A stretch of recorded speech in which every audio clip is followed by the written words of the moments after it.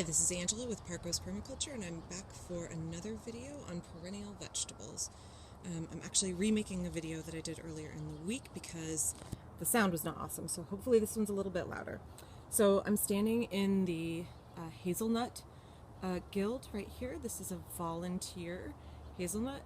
We don't get that many nuts off of it because the squirrels get most of them and I don't net it. But we use it mostly for coppice, so it makes really nice long straight stakes that I use as supports in the garden. And if you look underneath it, I have right here a black currant. Next to the black currant, I have a rhubarb. Right here I have a young hardy kiwi. The female is farther over. And then down below, I have this plant right here, which is sea kale. And sea kale is a perennial vegetable. It is not that closely related to the annual kales. It's actually in a different genus altogether. And it is originally from coastal areas in Europe.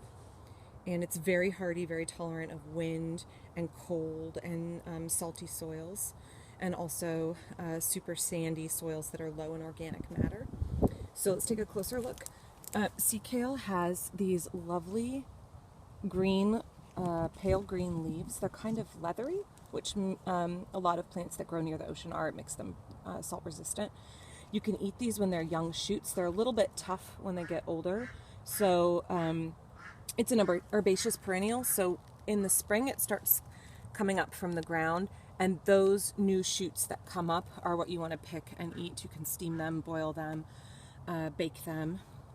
When it gets older, still edible, but a little tough. So what you want to eat a little bit later in the spring is these flowers. When they're budding, you can cut them off and cook them just like broccoli, or when they're flowering just like this, you can put them in a salad, eat them straight as is. They're quite tasty. My kids really like them. And actually the root of this plant is also edible. So this is a young cutting I took from a larger clump. I'm sorry, my ducks are quacking, they want my attention.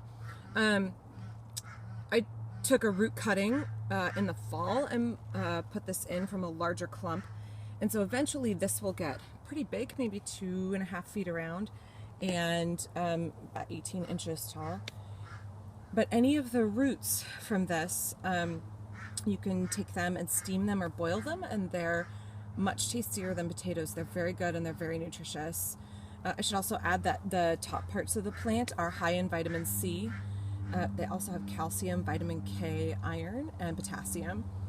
And they're a little bit lower in oxalic acid than some of the other kales, so they're not as much of a risk for giving you kidney stones if you eat tons of them. It will come back year after year after year. Very, very hardy, very tolerant of all sorts of conditions. Nothing really bothers it in my garden. It doesn't get leaf miners.